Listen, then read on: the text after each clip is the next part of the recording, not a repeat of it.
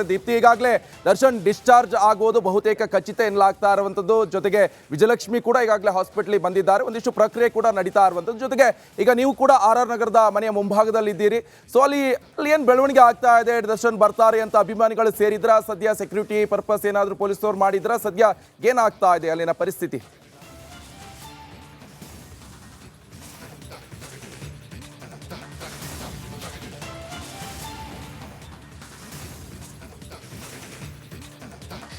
ನಿಕೇಶ್, ಸದ್ಯಕ್ಕೆ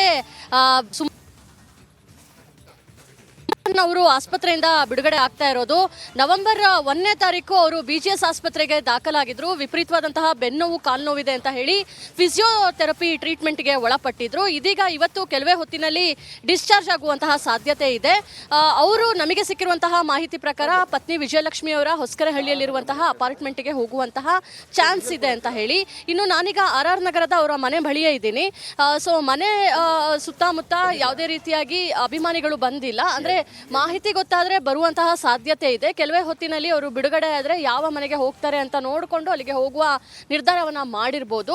ಆದರೆ ಸೇಫ್ಟಿ ದೃಷ್ಟಿಯಿಂದ ದರ್ಶನ್ ಅವರ ಮನೆ ಏನಿದೆ ಅದರ ಒಂದು ರಸ್ತೆಯ ಎಂಟ್ರೆನ್ಸ್ನಲ್ಲಿ ಒಂದು ಬ್ಯಾರಿಕೇಡನ್ನು ಕೂಡ ಹಾಕಲಾಗಿದೆ. ಒಂದು ಬದಿಯಿಂದ ಮತ್ತೊಂದು ಬದಿ ರಸ್ತೆ ಏನು ಬರುತ್ತೆ ಅದು ಎರಡೂ ಕಡೆ ಬ್ಯಾರಿಕೇಡನ್ನು ಹಾಕಿದೆ. ಕೆಲವೇ ಹೊತ್ತಿನಲ್ಲಿ ಪೊಲೀಸರು ಬರುವಂತಹ ಸಾಧ್ಯತೆ ಕೂಡ ಇದೆ. ಎಂದಿನಂತೆ ಮನೆಯ ಮುಂಭಾಗ ಸ್ವಚ್ಛಗೊಳಿಸಲಾಗಿದೆ. ತೂಗುದೀಪ ನಿವಾಸ ಅಂತ ಏನಿದೆ ಆ ಬೋರ್ಡು, ಅದಕ್ಕೆ ಹೂವಿನ ಹಾರವನ್ನು ಕೂಡ ಹಾಕಲಾಗಿದೆ. ಸದ್ಯಕ್ಕಂತೂ ಅಭಿಮಾನಿಗಳು ಅಂತ ಯಾರು ಕೂಡ ಬಂದಿಲ್ಲ. ಒಂದಿಬ್ರು ಬಂದು ಮನೆ ಮುಂದೆ ಸೆಲ್ಫಿ ತಗೊಂಡು ಹೋಗುವಂಥದ್ದನ್ನು ನಾವು ನೋಡಿದ್ವಿ.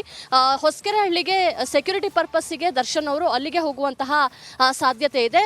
ಜೊತೆಗೆ ನಮಗೆ ಈಗ ಸಿಕ್ಕಿರುವಂತಹ ಮೂಲಗಳ ಮಾಹಿತಿ ಪ್ರಕಾರ ಹೋಗ್ತಾರೆ ಅನ್ನೋ ಒಂದು ವಿಚಾರ ಕೂಡ ಗೊತ್ತಾಗ್ತಾ ಇದೆ.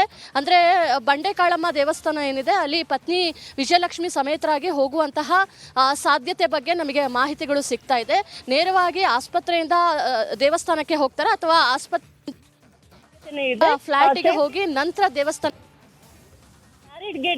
ಸದ್ಯಕ್ಕಂತೂ RR ನಗರದ ಮನೆ ಸುತ್ತಮುತ್ತ ಯಾರು ಕೂಡ ಹೋಲ್ಡಲ್ಲಿರಿ. ಮತ್ತೆ ನಿಮ್ಮನ್ನ ಸಂಪರ್ಕ ಮಾಡ್ತೀನಿ. ಇನ್ನೊಂದು ಅಪ್ಡೇಟ್ಸ್ ಲಭ್ಯವಾಗ್ತಾ ಇರುವಂತದ್ದು ಬಹಳ ಪ್ರಮುಖವಾಗಿ ನಿನ್ನೆ ಅಷ್ಟೇ ಪರಪ್ಪನ ಅಗ್ರಹಾರ ಜೈಲಿನಿಂದ ಪವಿತ್ರ ಗೌಡ ರಿಲೀಸ್ ಆಗಿದ್ದಾರೆ.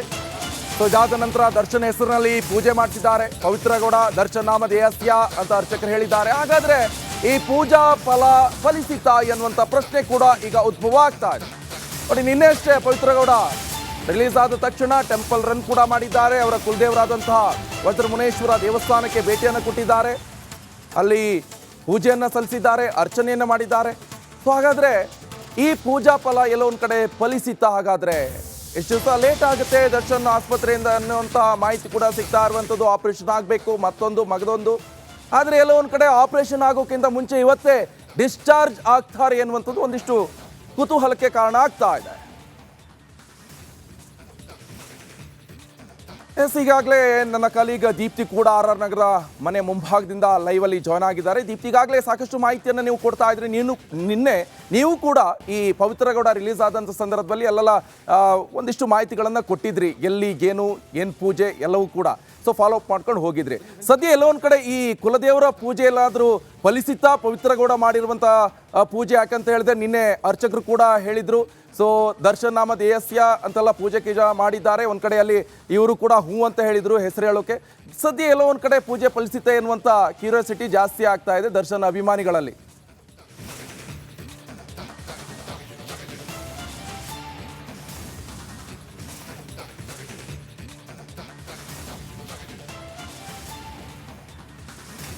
ನಿಕೇಶ್, ದೇವ್ರ ಹತ್ರ ಏನು ಬೇಡ್ಕೊಂಡ್ರು ಕೂಡ ಅದು ಸಿಕ್ಕೇ ಸಿಗುತ್ತೆ. ಅದು ಆರೋಗ್ಯ ಇರಲಿ ಅಥವಾ ಕೆಟ್ಟ ವಿಚಾರದಿಂದ ಒಳ್ಳೆ ವಿಚಾರಕ್ಕೆ ಹೋಗುವಂತಹ ಏನೇ ಸಣ್ಣ ಪುಟ್ಟ ವಿಚಾರವನ್ನು ದೇವರಿಗೆ ಮನಸಾರೆ ಕೇಳ್ಕೊಂಡ್ರೆ ಅದು ಆಗುತ್ತೆ.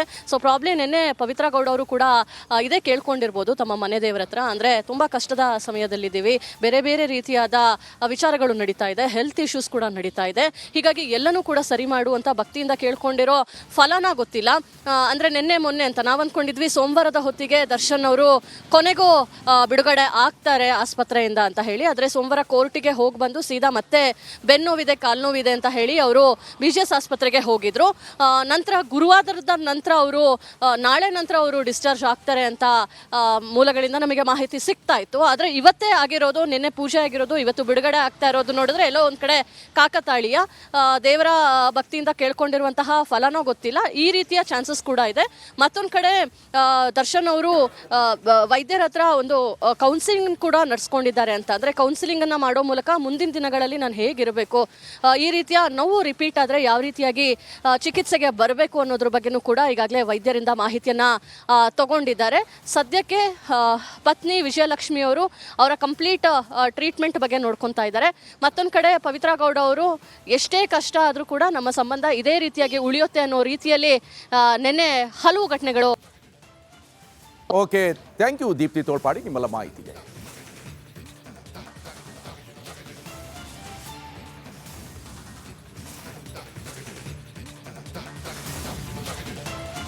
ನೋಡಿ, 6 ತಿಂಗಳ ನಂತರ ಪವಿತ್ರ ಗೌಡ ಪರಪ್ಪನ ಅಗ್ರಹಾರ ಜೈಲಿನಿಂದ ರಿಲೀಸ್ ಆಗಿದ್ದಾಳೆ. ರಿಲೀಸ್ ಆಗಿ ಹೊರಗೆ ಬರ್ತಾ ಇದ್ದಂತೆ ಇಲ್ಲಿ ದರ್ಶನ್ ಪತ್ನಿ ವಿಜಯಲಕ್ಷ್ಮಿ ಅವರಿಗೆ ಒಂದಿಷ್ಟು ಟೆನ್ಷನ್ ಕಾಡ್ತಾ ಇದೆ.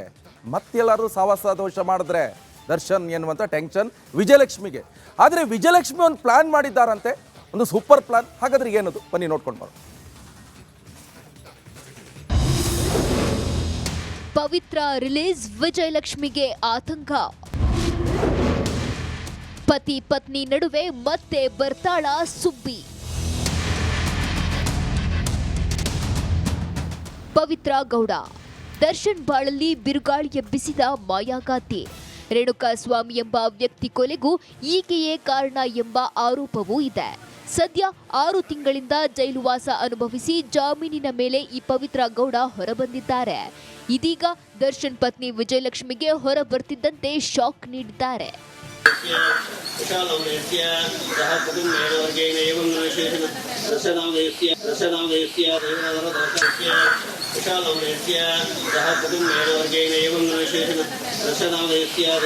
ಹೌದು, ಕೊಲೆ ಕೇಸ್ನಲ್ಲಿ ಬೇಲ್ ಸಿಕ್ಕರೂ ದರ್ಶನ್ಗೆ ನೆಮ್ಮದಿ ಇಲ್ಲ.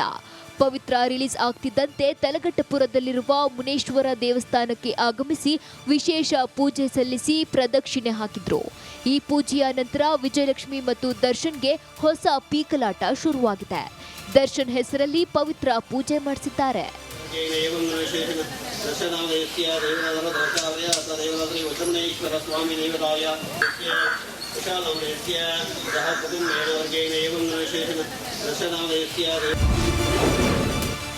ದರ್ಶನ್ ಬಳಿ ಆಣೆ ಮಾಡಿಸಿಕೊಂಡ ವಿಜಯಲಕ್ಷ್ಮಿ.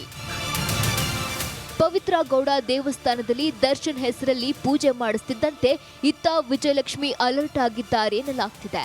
ಹೆಂಡತಿ ಮಗನಿಗಾಗಿ ನೀವು ಪವಿತ್ರಾಳಿಂದ ಅಂತರ ಕಾಯ್ದುಕೊಳ್ಬೇಕು, ಹೀಗಾಗಿ ಆಣೆ ಮಾಡಿ ಎಂದು ವಿಜಯಲಕ್ಷ್ಮಿ ಪ್ರಮಾಣ ಮಾಡಿಸಿಕೊಂಡಿದ್ದಾರೆ. ಪರಸ್ತ್ರೀ ವಿಚಾರಕ್ಕೆ ಜೈಲು ಸೇರಿದ ಗಂಡನನ್ನ ಬಿಡಿಸಲು ವಿಜಯಲಕ್ಷ್ಮಿ ಗುಡಿಗೋಪುರ ತಿರುಗಿದ್ರು. ಕೋರ್ಟು ಕಚೇರಿಯನ್ನ ಕೂಡ ಅಲೆದಾಡಿದ್ರು. ಕಾನೂನು ಹೋರಾಟ ಮಾಡಿ ದರ್ಶನ್ನನ್ನ ಹೊರಗೆ ತರುವಲ್ಲಿ ವಿಜಯಲಕ್ಷ್ಮಿ ಯಶಸ್ವಿಯಾಗಿದ್ರು. ಪತಿ ದರ್ಶನ್ಗಾಗಿ ಪತ್ನಿ ವಿಜಯಲಕ್ಷ್ಮಿ ಹೋರಾಟವನ್ನ ಜನ ಕೂಡ ಮೆಚ್ಚಿದ್ರು. ಹೀಗಾಗಿ ಪವಿತ್ರಾಳಿಂದ ದೂರ ಇರುವಂತೆ ದರ್ಶನ್ ಬಳಿ ವಿಜಯಲಕ್ಷ್ಮಿ ಆಣೆ ಪ್ರಮಾಣ ಮಾಡಿಸಿಕೊಂಡಿದ್ದಾರಂತೆ. Veeresh, metro bureau, republic Kannada.